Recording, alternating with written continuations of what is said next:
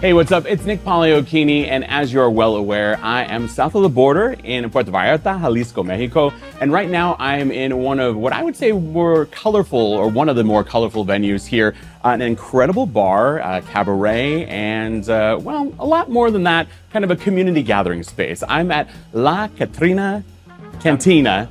There we go. It's a tongue twister. It's a tongue twister. And this gentleman here, this handsome gentleman, is the owner and proprietor and your eye candy the first time you walk in the door here at La Catrina Cantina. This is Juan Alvarado. How are you, Juan? I'm doing great. Good. I'm glad to hear that. So talk to me about you, because obviously I don't know much about you, but let's get to know each other a little bit. Did you start out here in Mexico? Are you from Mexico, or what's your background? I mean, I'm Mexican, but I was born in Texas. I traveled to Vallarta often, and was one of my favorite places to travel to, so I decided this is where I wanted to retire. My husband and I moved here 16 years ago, and that's when we discovered all the entertainment in Vallarta, which we fell in love with, and Kim Kuzma was actually one of the first entertainers we ever saw. And it's that kind of led me to open up this place, because if you remember with COVID, the US and Mexico, they shut down a lot of bars and theaters. And a lot of my entertainer friends were moving away. They couldn't support themselves. So we started doing charity concerts for them. Okay. And there's only so much charity you can do. So I thought, what can I do long term? And I rented this space that never made it as a bar. I turned it into a cabaret, put in a restaurant, because if you were a restaurant, you could stay open at 40% capacity. So during COVID, got it. Putting in the kitchen helped us do that, and my friends were able to survive the pandemic. See, that's amazing. So what was the original, because you said you wanted to retire down here, but you're very, very young for retirement. Yeah. So plus you're really not retired, because now I'm this not. place, no, you are 100% back into it. So what was the dream for you and your husband when you did decide to move down here? What was that what did that kind of look like? Even, I know you were in and around COVID, but just kind of walk me through what that's like, because you're, originally from the US, originally from Texas, but this is a huge lifestyle change. Whether you've been to Vallarta a lot, very, very different, day in and day out. So what was that like? What was the planning process like for you? The plan was to move down here and maybe open up a bed and breakfast. But that never really happened. And we kind of enjoyed retirement and traveling and not being committed to anything. So this was not my dream to open a bar. And I tell people, had it not been for COVID, La Catrina would not exist. Okay. So I guess this is the silver lining around the cloud of COVID. That was our plan, to enjoy life. Okay, I get it. And this was that place. And there was a lot of positive and negative around COVID with Vallarta. So it's good to see something incredibly positive and community oriented that came out of all of that was going on, because, we don't need to delve back into it, but there was a lot of focus on Vallarta for a time period. Right. So with La Catrina Cantina, when you did decide to do a restaurant and bar and cabaret, what was that process kind of like? I know there's a lot involved with it, and we're talking about an international thing. So other than, being challenging and a headache, what were some of the unique positives, if you have any, that you could share about what the process was like? How much time do we have? We got time. We got time. No, it was definitely a learning experience. Opening up a business in Mexico is not easy. And I never had a bar before, so this is not my background. So it was really baptism by fire, learning a lot. It taught me, the positives is, I guess, I learned a lot about myself. Okay. And I learned that I can do a lot more than I think I can, and that I don't have to have experience in something to succeed. Okay. It has been a blessing, a hidden blessing. Sometimes, you think, what the hell did I do, Right. No, I get it. Trust me. 17 years in media, and I understand that completely. Why did I get into this originally? But maneuvering the government and licenses and just how you do business here, it's a different culture. And, if you come from the US, you're used to things getting done right away and people doing what they say they're going to do. And here it's kind of mañana. So, you have to come here with that expectation that things, if you're detail oriented and you're a perfectionist, you're going to drive yourself crazy. Got it. So you got to let that go, and you have to understand that nothing's going to be perfect, and you just got to look at the big picture and enjoy life. And that is one thing I learned. I had to love what I was doing. And I've learned that, and now it's a lot easier, and I love my space. I create a space I want to hang out in, and I love the entertainment and musicians. So I do love La Catrina.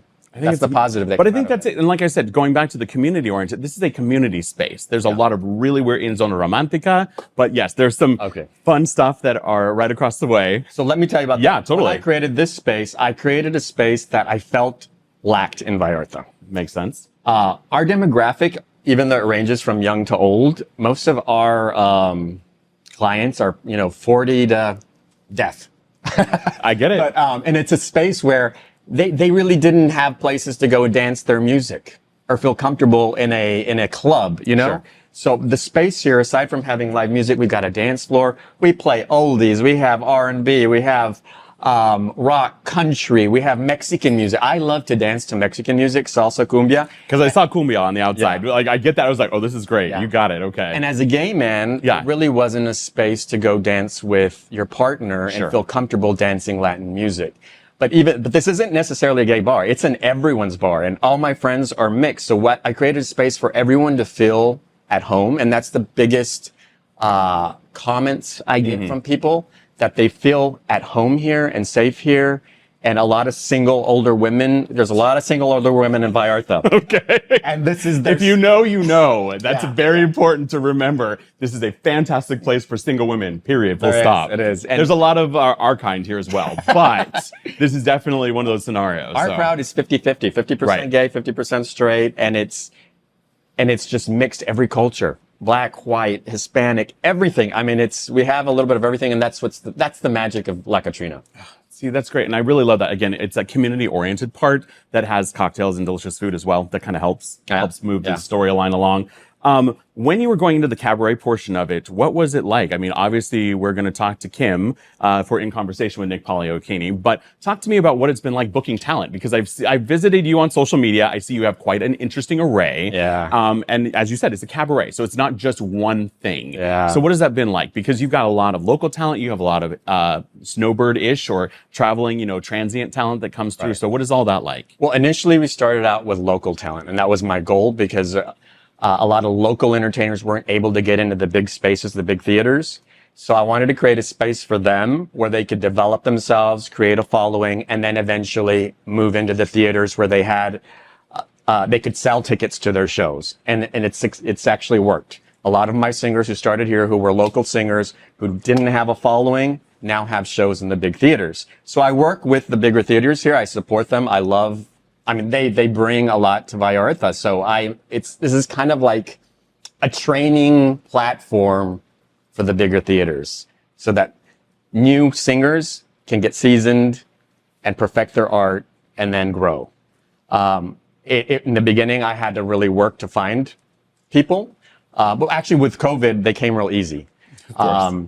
But then now people really are seeking me out, because we're getting a reputation. And so now I don't really have to look for talent. There are people that just contact me. And speaking of that, if someone were looking to come to Vallarta and looking for, what are you looking for? What is something that stands out, or, what would that be? Be more than a singer. You have to be an entertainer. And that's engaging with the audience, being able to talk to the audience, talk about yourself. It's more than just standing up there and singing one song after the other, and having a good time. I don't do produced shows here. I want it to be kind of like you've gone to a friend's house and you're having a party. So a lot of my singers, what they do is they take requests, and we just go off the cuff, and we've got, YouTube lyrics up there. And if we screw it up, we screw it up together. But it's about having a good time and everyone just relaxing and enjoying the space.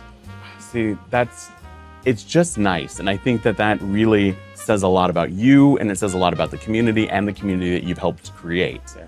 What is a piece of wisdom, an insight of having moved down here that you wish you had known beforehand? Because there's a lot of people who are like you, that are either digital nomads who are visiting for an extended period of time or moving down here. Yeah. And I think it's a very unique thing. So what's something that you wish you had known before you and your husband did the process of moving down here? Well, I think I mentioned it. It's letting go of your uptight perfection. Coming here and understanding things don't happen quickly. It's a mañana mentality, and it's not going to be perfect. And once you can embrace that and let go, your life will be easier. That works. That's good. This weekend is LGBTQIA plus Pride here in Puerto Vallarta. So that is a part of the reason that we're here, but also just visiting. Tell us all the things that you want to share about La Catrina Cantina, and if nothing else, just tell us where we can find you on social media. Well, on our Facebook page, La Catrina Cantina, we also have a website, La Catrina Cantina. You can go to PV Now, which is an app that you can download that has an entertainment schedule for what's happening in Vallarta each day. This week we got tons of entertainment. I have over 20 entertainers. Each day I have anywhere from 3 to 7 different entertainers, one right after the other. So we vary. We usually start out with more English sort of entertainment, and as the night goes on, it becomes more Mexican, because the Mexicans come out late and the gringos go to bed early. Indeed, so that is very true. For everyone. Okay. And if you love watching Latin dancing and Latin music, stay later. We give free salsa lessons, free bachata lessons. We've got live salsa music on the weekends. There's a little bit of everything. And this week we have a full schedule for Pride. A lot of new artists who are in town just for the week. So check out our schedule. There's a lot going on. Amazing. Juan Alvarado, La Catrina Cantina, the owner, the aficionado here of bringing community together in Zona Romantica, Puerto Vallarta, Jalisco, Mexico.